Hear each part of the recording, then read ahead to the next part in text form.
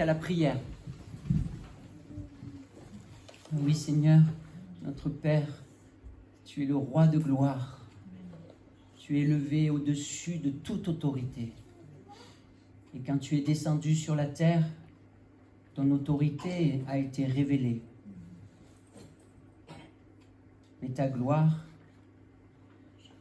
ne l'a été que, comme nous l'avons entendu dimanche dernier, lors de la transfiguration. Parce que ta gloire a été révélée à la croix. Tu es descendu jusqu'à la croix. Et pour beaucoup, cela a été voilé. Ta gloire a été voilée. Mais pour nous, nous désirons que tu enlèves de nouveau le voile et que tu révèles ta gloire à la croix et aussi dans tout ton évangile, Seigneur. Dans nos vies aussi. Oui, Seigneur, prends possession de nos vies par ton esprit, ta parole, ta conduite, ta douceur, ta grâce, ton règne. Merci, Seigneur, de nous conduire comme un berger. Et nous reconnaissons que nous sommes des brebis faibles, stupides, car sans ta sagesse, nous ne voyons rien. Merci, Seigneur, de bénir ce temps de prédication de ton message, de ton évangile. Donne-nous de le recevoir sans endurcissement, mais avec douceur. Au nom de Jésus, Amen.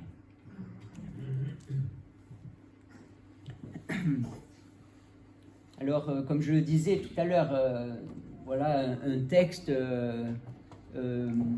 très spectaculaire. On pourrait se dire, mais c'est pas notre monde. Alors que Dieu, dans toute sa parole, nous révèle, oui, c'est notre monde.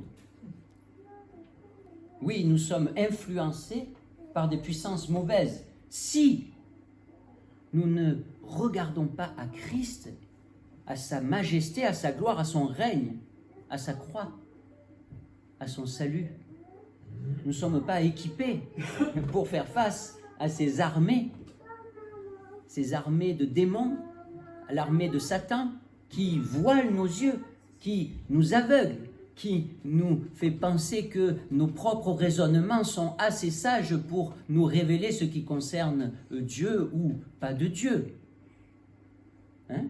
Comme on peut être très orgueilleux de se dire « mais il n'y a pas de Dieu ». Et l'insensé dit en son cœur « il n'y a pas de Dieu ». Comment cela peut être révélé à toi si ce n'est par un démon ou Satan qui te dit « il n'y a pas de Dieu ».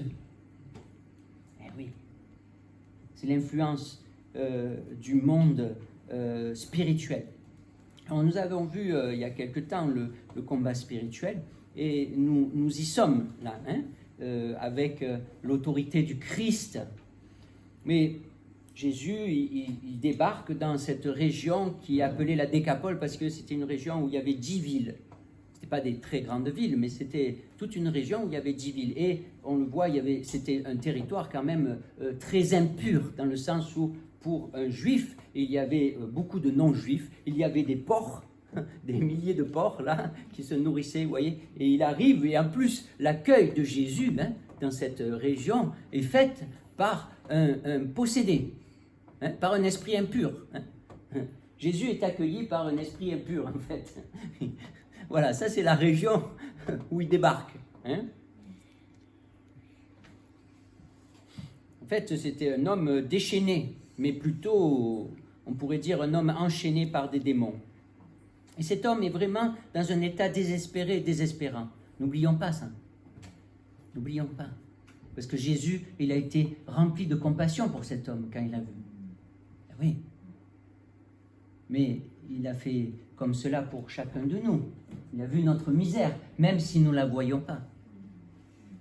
C'est une armée de démons qui le possède. Il est rejeté de la vie des hommes. Il vit parmi les morts dans un cimetière. Les démons le détruisent et le déshumanisent. Personne ne peut rien contre lui.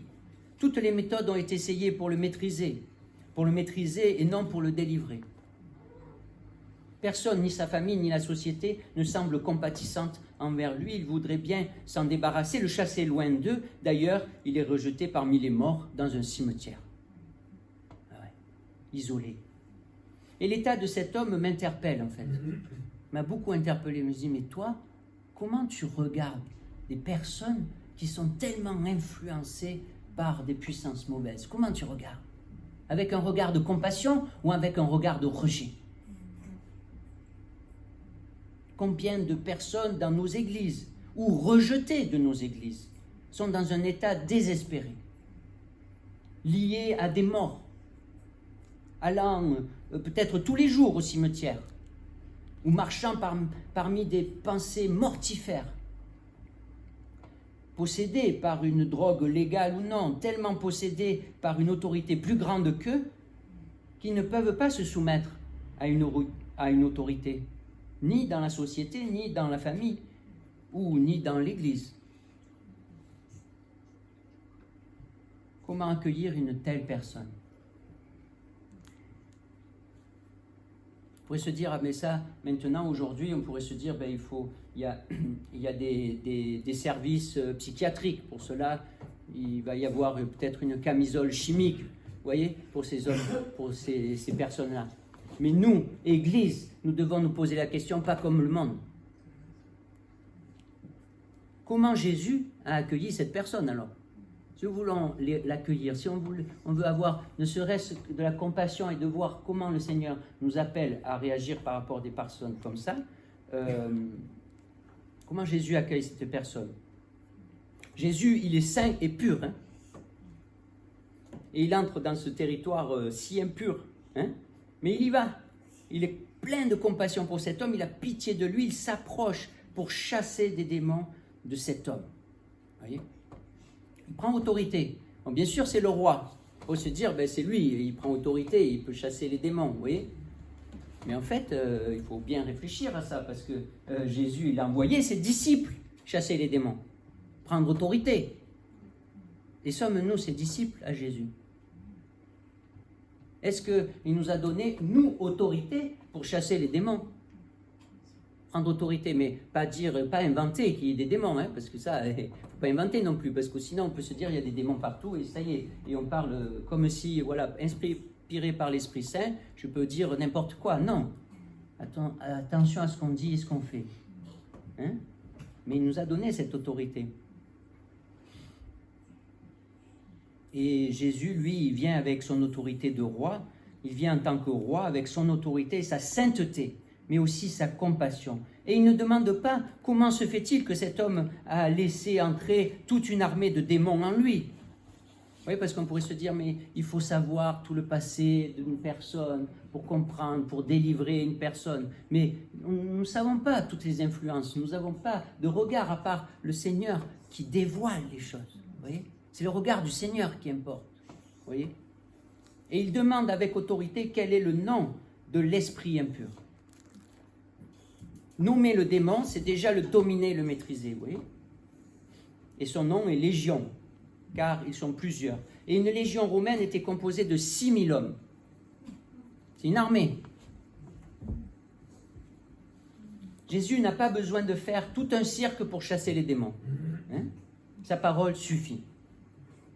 Jésus nous libère de tous nos ennemis, même les plus tyranniques et les plus puissants.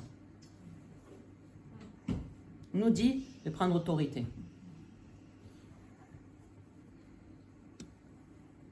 Des fois,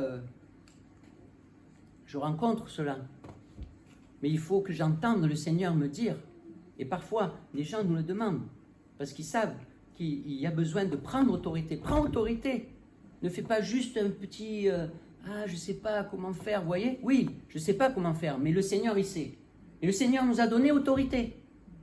Ben oui, nous a donné autorité, pas parce qu'on est les meilleurs, pas du tout, par la grâce, pour nous délivrer, parce qu'il veut délivrer. Vous voyez?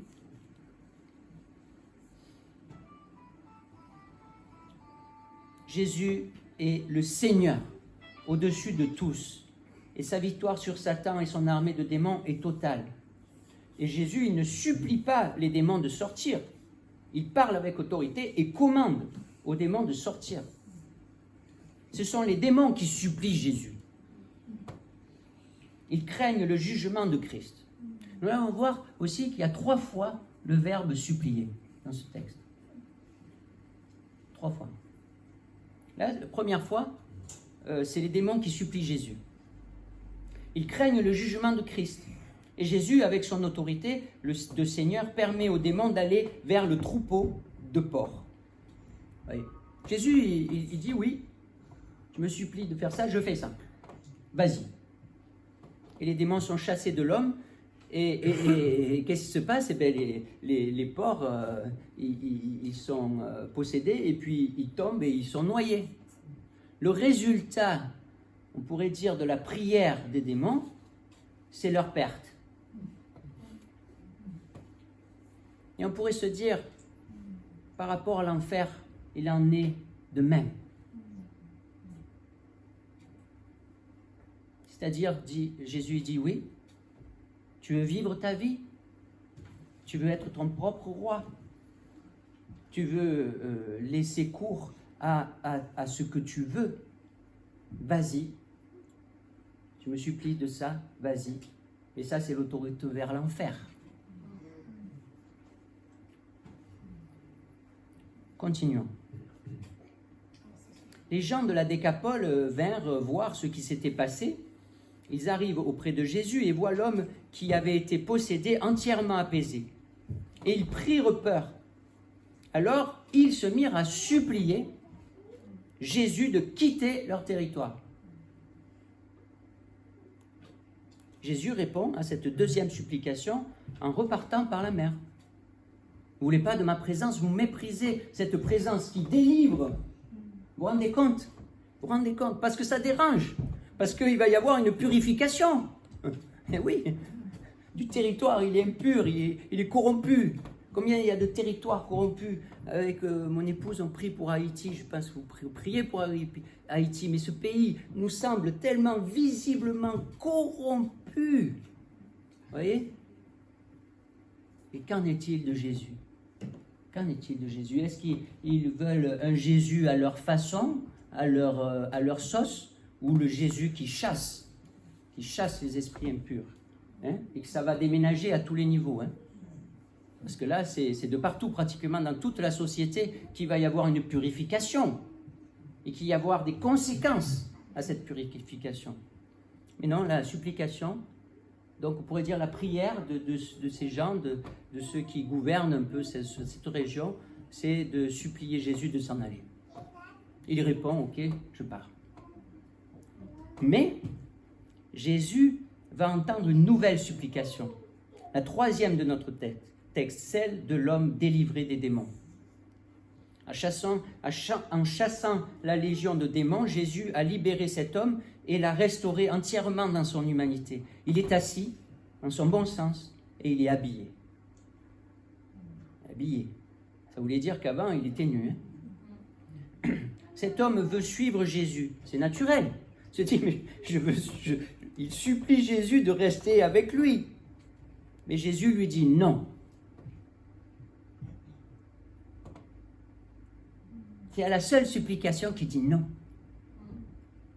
C'est la seule fois qu'il répond non à une supplication dans ce texte. Il a répondu oui aux démons qui lui ont demandé d'entrer dans les ports et ils se sont noyés. Jésus a répondu oui aux gens de la région qui ne veulent pas être dérangés par sa puissance libératrice. Et maintenant, il dit non à celui qui veut être son disciple. Il lui dit non car il est son Seigneur, tout en étant son sauveur. Ainsi, Jésus en chef lui confie une mission. Ta mission, ce n'est pas toi qui te la donne. C'est moi, ton Seigneur. Tu ne choisis pas ta vocation. Tu ne choisis pas tes dons. Tu ne choisis pas où je t'amène. C'est moi, ton Seigneur. Tu vas aller chez toi. Tu as été rejeté de chez toi. Tu vas aller vers les tiens. Tu vas aller témoigner de ce que Dieu a fait dans sa bonté. Ça veut dire qu'il se révèle en tant que Dieu. lui-même. Ben, c'est lui, dans sa bonté, dans sa compassion, c'est lui qui l'a délivré. Hein? Les démons avaient révélé aussi qui était Jésus. Hein? Et vous savez, le Fils du Dieu très haut. Hein?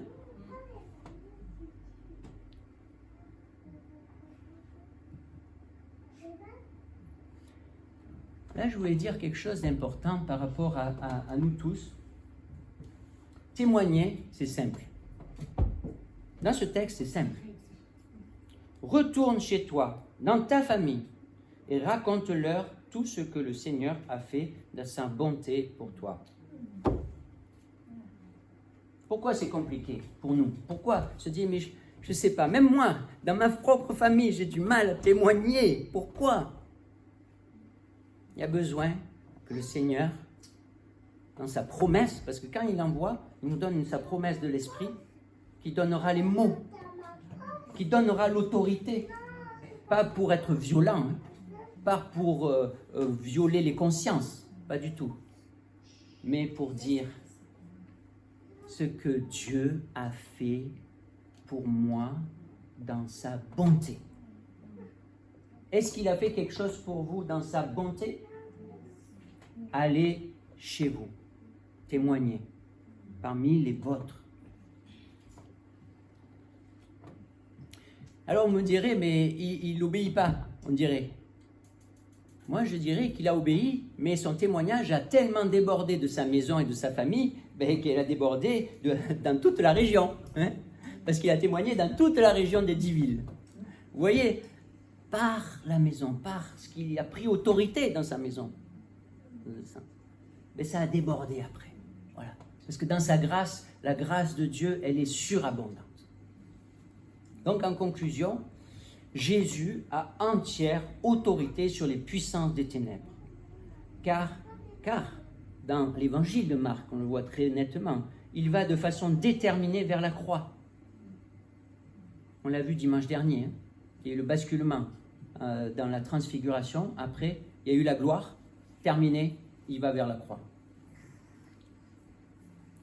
Et à la croix aura lieu la bataille décisive contre le diable. Et la victoire de Jésus sur tous nos ennemis. C'est fait donc maintenant pour nous. C'est fait. Et certains rejettent l'autorité de Jésus car elle passe par la croix. Cela remet en question nos idoles de confort, du pouvoir, de l'argent, de la passion, de la liberté, selon nos visions.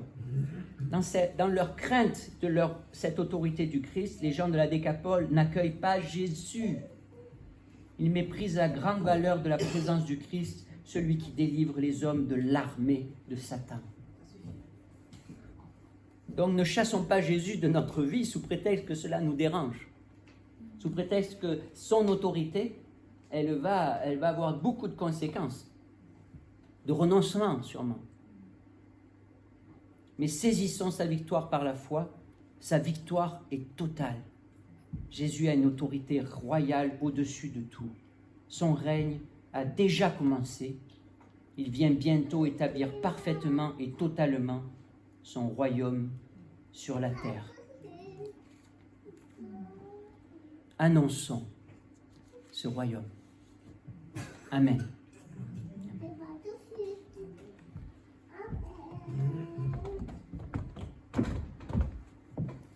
Alors, le roi nous reçoit à sa table. Hein. Voilà.